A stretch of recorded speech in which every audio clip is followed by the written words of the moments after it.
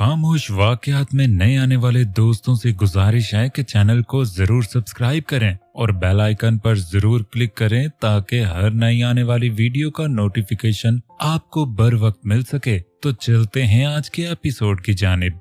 Era भाग रही थी, उसने पीछे मुड़कर देखने की गलती भी नहीं की थी। उसे समझ नहीं आ रहा था ये कौन सी जगह है। उस सड़क पे ट्रैफिक बहुत कम थी, ना ही उसे कोई टैक्सी नजर आ रही थी ना ही कोई ऑटो। उसने लिफ्ट लेने का सोचा, एक यही आखिरी रास्ता था उसके पास। वो सड़क के किनारे पे बैठी हुई, वो डर भी रही थी कहीं उसके लिफ्ट लेने से पहले उमर और दानिश ना पहुंच जाएं। उसने दोनों हाथों से अपने बिखरे बालों को कंधों से पीछे किया। उसे लगा जैसे कोई गाड़ी आने की आवाज आ रही हो। वो चौकन्ना हुई, उसे दाएं जानब से एक ब्लैक बड़ी सी गाड़ी आती दिखाई दी। एरा ने लिफ्ट लेने के लिए आगे हाथ बढ़ाया। वो गाड़ी उसके पास आकर रुकी। एरा ने देखा कि गाड़ी ड्राइवर चला रहा है और पीछे एक लड़का चेहरे पे मास्क चढ़ाए मोबाइल इस्तेमाल कर रहा है। मुझे प्लीज मार्केट तक छोड़ देंगे, एक्चुअली यहाँ से कोई ऑटो नहीं मिल रहा है, वो हिचकिचाते हुए बोली। ड्राइवर ने गर्दन मोड़कर पीछे बैठे अपने मालिक की तरफ देखा। उसने इस बात में सर हिलाया। ठीक है, आप फ्रंट सीट पर बैठ जाएं, ड्राइवर ने कहा। एरा तेज कदमों से दूसरी तरफ आई और फ्रंट डोर खोला। बैक सीट पे बैठो, उस लड़के की आवाज एरा की समात में पड़ी। एरा घबराई, लेकिन उसे यहाँ तो आर होना था या पार, इसलिए उसने दिल में अल्लाह का नाम लेते हुए बैक सीट का डोर खोला और बैठ गई। ड्राइवर ने गाड़ी स्टार्ट की। एरा और उस लड़के के दरमियान एक सीट का फासला था। एरा दांतों से होंठ कुचलती खिड़की के बाहर देख रही थी, जबकि इस लड़के की नजर एरा पर ही थी। एरा ने खुद पर किसी की नजरों की तपश महसूस की तो उसने उस लड़के की तरफ देखा जो उसी की तरफ देख रहा था। एरा को उससे खौफ महसूस होने लगा। उसने फिर खिड़की की तरफ अपना रुख किया। कुछ देर उसने दोबारा उस लड़के की तरफ देखने की हिम्मत न की। उसे बेचैनी होने लगी, उसका दिल शिद्दत से घबराने लगा। उसने फिर से गर्दन मोड़कर उसकी तरफ देखा। वो अभी भी उसी पे नजरें टिकाए हुए था। एरा को अब खतरे की घंटियां सुनाई देने लगी। अंकल यही रोक दें, मैं खुद चली जाऊंगी। उसने गाड़ी से उतरना ही ठीक समझा, लेकिन मार्केट तो अभी हम पहुंचे नहीं, वो लड़का पुरसरारियत से बोला। नहीं, मैं चली जाऊंगी। एरा ने अपना खुश्क खल्क तर किया। ड्राइवर ने गाड़ी नहीं रोकी। एरा ने देखा कि वो गाड़ी किसी सुनसान से इलाके में दाखिल कर चुका है। ये आप कहाँ ले जा रहे हैं मुझे? वो परेशान होने लगी। फिक्र नहीं करो, तुम्हें महफूज जगह पर ले जा रहे हैं, ये कहते हुए लड़के ने अपना मास्क उतारा। एरा फटी आंखों से उसे देख रही थी। उसे यकीन नहीं हो रहा था कि ये वही शख्स है। कैसी हो स्वीट हार्ट? वो शैतानी अंदाज में मुस्कुराया। तुम? एरा का हल्क खुश्क होने लगा। क्या ट्रेजेडी है, हम पूरे 5 साल बाद यूं अचानक एक रोड पर मिल जाएंगे। क्या कभी तुमने सोचा था? वो लड़का हंसा। एरा का दिल किया जमीन फटके वो उसमें समा जाए, लेकिन उस शख्स के हाथ न लगे। याद तो होगा ना तुम्हें, आज से 5 साल पहले? उसने एरा के बालों की एक लट को उंगली से घुमाया। तब तो बच गई थी तुम, आज कौन बचाएगा तुम्हें? गाड़ी में उसका कहकहा गूंजा। एरा को शदीद पछतावा हो रहा था। उसे वहां से भागना नहीं चाहिए था, कम से कम वहां उसकी इज्जत तो महफूज थी। गाड़ी रोको, मुझे जाना है, वो चिल्लाई। रस्सी जल गई लेकिन बल ना गया। अकेली बेआसरा हो तुम, पर आज भी वही हिम्मत है तुम में। उफ, कयामत हो। उसने दिल पे हाथ रखा। घटिया इंसान, गाड़ी रोको, वो चिल्लाई। गाड़ी को ब्रेक लगी। लो, रोक दी गाड़ी। अब बताओ भागकर कहाँ जाओगी? वो शैतानी अंदाज में मुस्कुराया। एरा ने गाड़ी की खिड़की से पार देखा। वहां आसपास मोटे मोटे आदमी खड़े थे। उनमें से कोई एक एरा को उंगली से भी धकेलता तो वो जमीन पे जा गिरती। उसकी आंखों में आंसू आने लगे। अब उसके साथ क्या होने वाला था? वो लड़का गाड़ी से बाहर निकला। उसने एक आदमी को इशारा किया जो एरा की तरफ बढ़ा। उसका हाथ पकड़कर गाड़ी से बाहर निकालने लगा। छोड़ो मुझे प्लीज, मुझे जाने दो प्लीज। वो रोने लगी, लेकिन इस आदमी पे फर्क किस बात का था? वो उसे बाजू से पकड़ता हुआ अंदर जाने लगा। एरा ने देखा कि यह बहुत अजीब जगह है। यहाँ के कमरे और दीवारें कंटेनर को काट कर बनाई गई हैं। हर तरफ असलहा ही असलहा था। उस आदमी ने एरा को एक कमरे में धकेला और दरवाजा बाहर से लॉक कर दिया। एरा ने देखा कि वो लड़का अपनी जैकेट उतार कर फेंक रहा है। उसका कलेजा मुंह को आने लगा। वो दरवाजे की तरफ लपकी। प्लीज दरवाजा खोलो, कोई तो दरवाजा खोलो, मुझे यहाँ से जाना है। वो मुसलसल दरवाजा खटखटाती गिड़गिड़ा रही थी। जाने मन, यहाँ कोई नहीं है तुम्हारी फरियाद सुनने वाला। उसने एरा को कमर से पकड़ा। वो एकदम से उछली। छोड़ो मुझे। लड़के ने उसका रुख अपनी तरफ करके उसके चेहरे को सख्ती से गिरफ्त में लिया। देखो मेरी तरफ। इसी चेहरे पर थूका था ना तुमने? हाँ, याद करो। उसकी आंखों में इंतकाम की लालगी थी। एरा नफी में सर हिलाने लगी। बहुत मुश्किल से हाथ लगी हो। मैं तो तुम्हारे मिलने की उम्मीद ही छोड़ बैठा था, लेकिन नहीं, अल्लाह को कुछ और ही मंजूर था। तो चलो, आज तुम्हें सबक सिखा कर ही रहूंगा। उसने एरा की कमर को गिरफ्त में लिया। तुम जैसे घटिया इंसान की अल्लाह नहीं, शैतान मदद करता है। वो उससे अपना आप छुड़वाने के लिए तड़प रही थी। चलो शैतान ही समझ लो। वो हंसा। एरा को कपड़ा फटने की आवाज सुनाई दी। वो उसकी कमीज को कमर से फाड़ चुका था। शाम से पहले फारिस घर आ चुका था। वो कमरे में दाखिल हुआ तो ईशा वहां नहीं थी। वो बाहर निकला। उसे किचन से खटपट की आवाज सुनाई दी। उसने किचन का रुख किया। उसने देखा कि ईशा कुछ बनाने में मसरूफ है। वो अंदर दाखिल हुआ। ईशा ने उसके कदमों की चांप सुनकर गर्दन मोड़कर देखा। फिर अगले ही पल उसने वापस अपने काम पे ध्यान लगाया। क्या कर रही हो? तबीयत कैसी है तुम्हारी? उसने संजीदगी से पूछा। अब ठीक हूं, और भूख लग रही थी इसलिए सोचा कुछ बना लूं। वो चम्मच हिलाने लगी। फारिस को हैरत हुई कि ईशा कुकिंग भी कर लेती है। वो चलता हुआ उसके करीब गया। उसने देखा कि चावल बिल्कुल कच्चे हैं और पानी खुश्क हो चुका है। तुम छोड़ो इसे, मैं खाना ऑर्डर करता हूँ। फारिस को मलाल हुआ। काम में बिजी होने के बाद वो भूल ही चुका था कि ईशा के खाने के लिए घर में कुछ नहीं है। नहीं, मैं ये खा लूंगी। वो प्लेट उठाकर उसमें चावल डालने लगी। मैंने कहा ना, इसे छोड़ो। फारिस ने उसके हाथ से प्लेट पकड़ी। जब उसे एहसास हुआ ईशा को अभी भी बुखार था। मुझे भूख लगी है, उसने मासूमियत से कहा। फारिस को अपने दिल में तकलीफ महसूस हुई। बुखार की हालत में वो खाना बना रही थी, हालांकि उसे बनाना भी नहीं आता था। मुझे कॉल करके बता देती, मैं ले आता। यहाँ कोई फोन नहीं है, वो नजरें झुकाए बोली। फारिस को दुख हुआ। उसका दिल किया वो उसे सीने से लगा ले, लेकिन वो रुका। वो ये नहीं कर सका। उसकी वजह से उसकी गुड़िया उसके दुश्मनों के पास थी। तुम लाउंज में बैठो, मैं खाना ऑर्डर करता हूँ। उसके कहने पे ईशा किचन से बाहर निकल गई और फारिस खाना ऑर्डर करने लगा। फारिस, ईशा की मीठी सी आवाज उसकी समात में पड़ी। फारिस ने मोबाइल से नजरें उठाकर उसकी तरफ देखा। बोलो, क्या हुआ? वो हाथों को मसल रही थी। वो छोटे छोटे कदम उठाती हुई उसके पास आई। फारिस उसे भी देख रहा था। जब वो बिना कुछ कहे उसके सीने से लगी। I am sorry. वो उसके सीने से लगी रो दी। उसकी दूरी अब फारिस के लिए भी बर्दाश्त से बाहर हो गई थी। उसने ईशा के गिर्द बाजू हायल किए। रो मत, उसके कान में बोला। फारिस की नरमी देखकर वो हिचकियों में रोने लगी। फारिस ने उसकी कमर पे गिरफ्त को सख्त करके उसे ऊपर उठाया। ईशा ने उसकी गर्दन के गिर्द बाजू फैलाए। फारू, वो सरगोशी में बोली। उसके लफ्ज पे फारिस मुस्कुराया और उसे उठाए हुए सोफे की तरफ बढ़ा। सोफे पे बैठकर उसने ईशा को गोद में बिठाया। एक हाथ से उसने नरमी से ईशा की आंखों और रुखसारों को साफ किया। ईशा ने सुकून से आंखें बंद की। उसने फिर से उसे खुद में भींच लिया। ईशा ने फारिस की गाल पर होंठ रखे। उसकी इस प्यारी सी हरकत पर वो मुस्कुराया और उसके नर्म रुखसारों और थोड़ी को दीवाना वार चूमने लगा।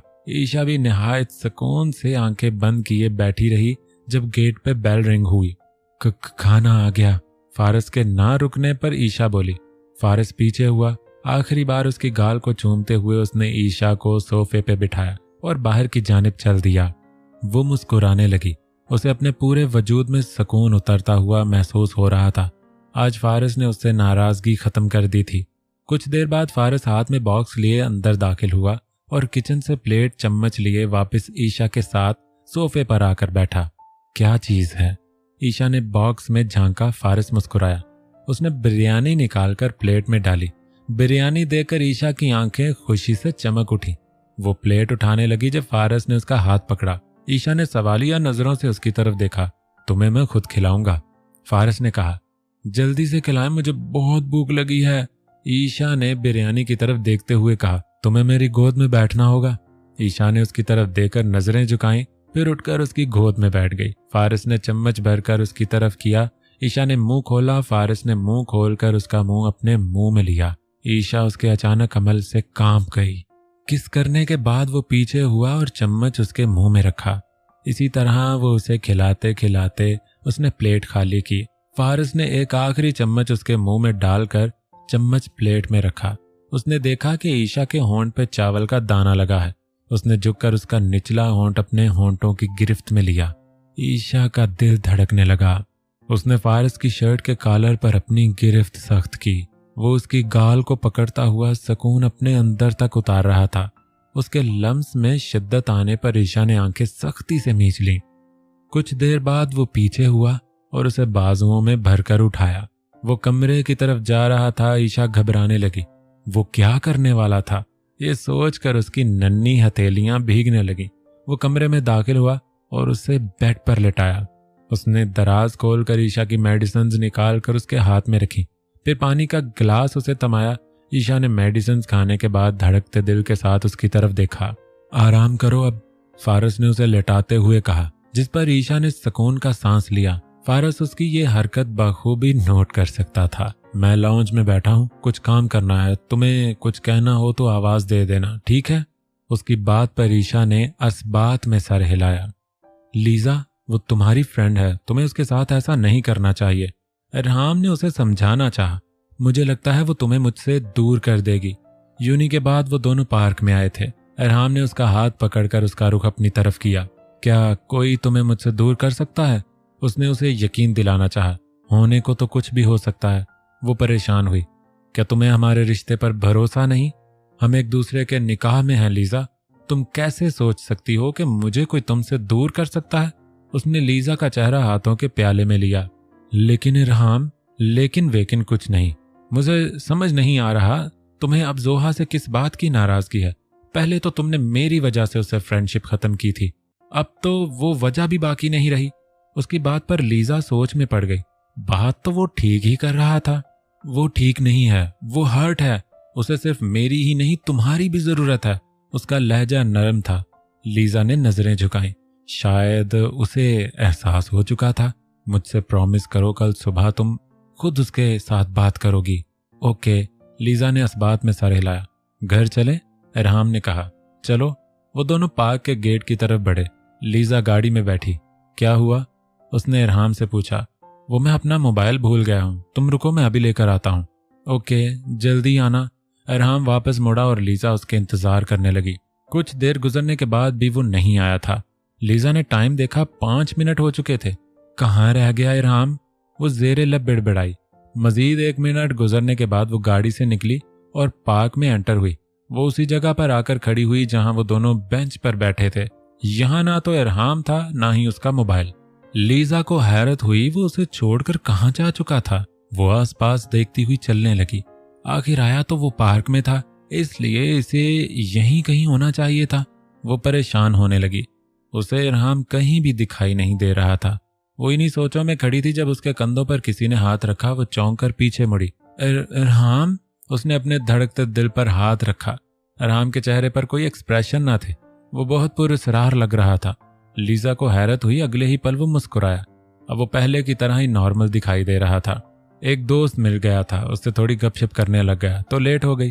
उसने मुस्कुराते हुए कहा। ओके। लीजा जबरदस्ती मुस्कुराई। चले? इरहाम ने कहा तो उसने इस बात में सर हिलाया। वो दोनों गाड़ी में बैठे। इरहाम ड्राइविंग सीट पर था। वो स्टीयरिंग घुमा रहा था जब अचानक लीजा की नजर उसके हाथ पर पड़ी जहां खून लगा था।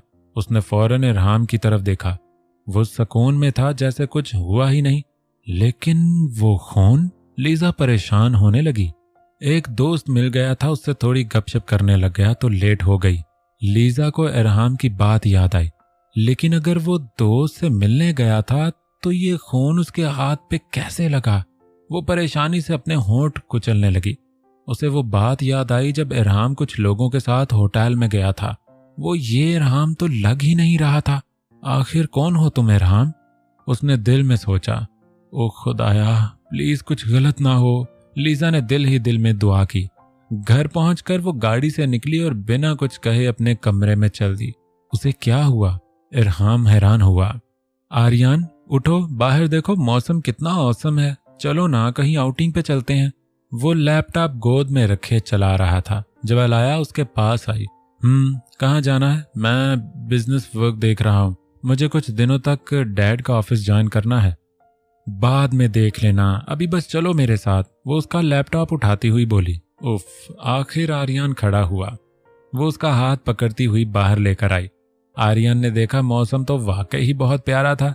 घने स्याह बादल आसमान पर छाए थे, ठंडी तेज हवाएं चल रही थीं। मैं बहुत एक्साइटेड हो रही हूँ, जल्दी गाड़ी में बैठो, कितना मजा आएगा, वो खुशी से बोली। आर्यन उसे देखकर मुस्कुराया और गाड़ी में बैठा। वो भी भागती हुई गाड़ी में बैठी। किसी ऐसी जगह ले चलो जहां कोई ना हो, बस तुम, खुला आसमान और ठंडी हवा। आर्यन गाड़ी चलाता हुआ उसकी बातें सुन रहा था। आज तुम कुछ ज्यादा ही रोमांटिक नहीं हो रही, कोई मूवी देख ली है क्या? वो मुस्कुराया। मूवी तो नहीं देखी, बस आज दिल कर रहा है तुम जैसे हीरो की हीरोइन बनने को। वो हंसी। वो तो तुम हो ही, बनने की जरूरत नहीं। वो मुस्कुराया। जल्दी ले चलो, मुझे गाड़ी से बाहर निकलना है और तुम्हारा हाथ पकड़कर सड़क पर भागना है, लोग हमें पागल समझेंगे। आर्यन ने कहा। उफ, तभी तो कह रही हूँ, ऐसी जगह लेकर जाओ जहाँ कोई ना हो सिवाय हम दोनों के। ओके बाबा, ले जा रहा हूँ। उसने राइट साइड टर्न लिया। कुछ देर बाद वो उसे एक खाली सड़क पर ले आया था जहां आसपास खेत थे और दूर दूर पहाड़ थे। खुला आसमान था, यहाँ हवा मामूल से ज्यादा तेज चल रही थी। वाव, इट्स ब्यूटीफुल। वो पुरजोश होकर गाड़ी से बाहर निकली। आर्यन भी बाहर निकला। आर्यन, पाकिस्तान बहुत प्यारा है, वो खुले आसमान तले बाजू फैलाकर बोली। और पाकिस्तान के लोग भी। आर्यन ने अपनी तरफ इशारा किया जिस पर वो मुस्कुराई। चलो ना, कपल डांस करते हैं। उसने आर्यन के दोनों हाथ पकड़े।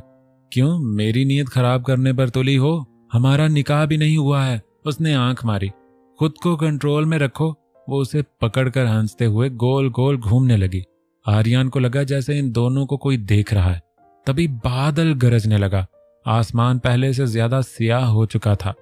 मौसम बहुत खराब हो रहा है, हमें वापस चलना चाहिए, उसने आसपास देखते हुए कहा। लेकिन वहां कोई दिखाई न दिया। कुछ नहीं होता आर्यन, हमारे पास गाड़ी है, हम आसानी से घर जा सकते हैं। नहीं अलाया, देखो जरा आसपास, तुम्हें इस जगह से खौफ नहीं आ रहा क्या? आर्यन ने तेजी से हिलते खेतों की तरफ देखकर कहा। हवा भी एक खौफनाक सी धुन बजा रही थी। तुम भी ना लड़कियों की तरह डर रहे हो, मेरी तरफ देखो, मैं तो नहीं डर रही। पता नहीं क्यों मेरी छठी हिस्स कह रही है कि यहाँ कुछ गलत। वो रुका। अलाया हैरान हुई। उसकी नजर आर्यन के कंधे पर पड़ी जहां एक इंजेक्शन धंसा हुआ था। वो जमीन पर गिरा। अलाया, उसकी आंखें बंद हुईं।